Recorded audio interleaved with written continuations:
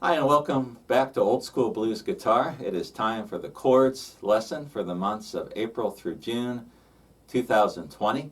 I'm doing this one a little early. The others will follow within a few weeks. But the chords lesson, I've got a really cool idea for you. And this is one I picked up listening to Big Walter Horton. A friend of mine gave me an album, and there's a tune on there. I don't remember the name of the song. I'll put it on the screen here for you. I'm making the video, and my mind has just gone blank. So let's get to the lick. And what it is, it's a chord lick that you can do when you're in a song to go from the 1 to the 4. It's a really creative idea. I'd listened to this album before and picked up some double stop licks and things like that, but I never noticed this chord lick. It's in A. So we're in the key of A, and this is our first position blues box in A. And the lick goes like this. So this is right at the end of the, right before the song goes from the A to the D, which is the 4 chord. We got something like this.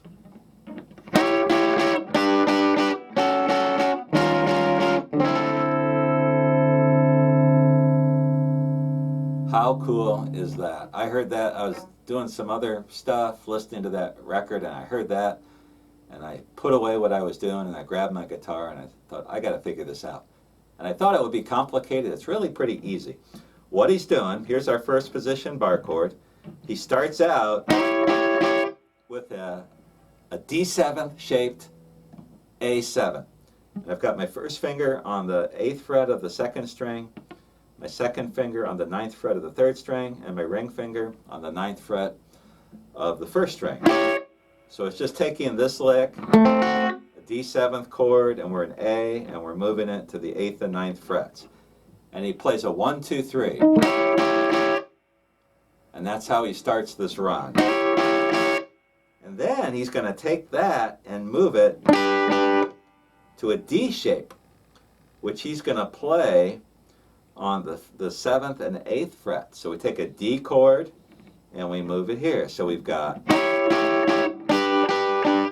and again, think 1, 2, 3, 1, 2, 3. So check out the diagram I have for you here. And that's the next part. And then we're going to go to an A6 chord. So I'm making an F-shaped A and putting my pinky on the 7th fret of the 2nd string. That's an A6. So you could play it with 3 fingers. That might be easier for you. In fact, that probably is how he did it. I don't remember who the guitar player was on this either. I'll list that on the tab for you. And then, after he does those 3 positions, he's going to walk in to the 4 chord, which is going to be a D ninth. And he's going to go from an E flat ninth.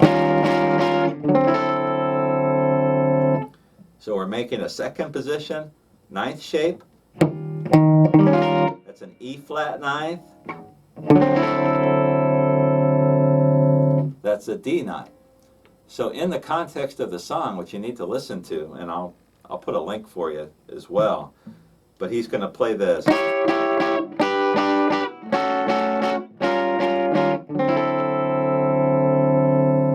Sequence of chords to get to the 4 at the end of a verse, or at the end of the first part of a verse, from the 1 to the 4.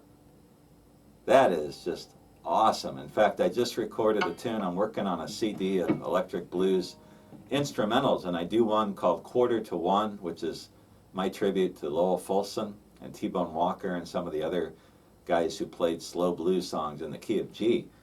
And I had to work that lick in somewhere. And when I release that CD, hopefully in August or so, you'll be able to hear me using that same lick. And it's really fun to play. So let's say we're playing in the key of G. Let's talk about moving it real fast. Just find your first position bar chord, find your 7th shape, D7th shape, and do the same pattern.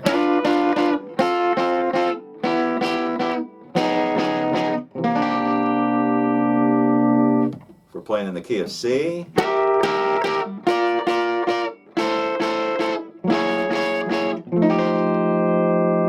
all kinds of You can play pretty much in any key you want to. E might be a little tough, but maybe there's a way to do it.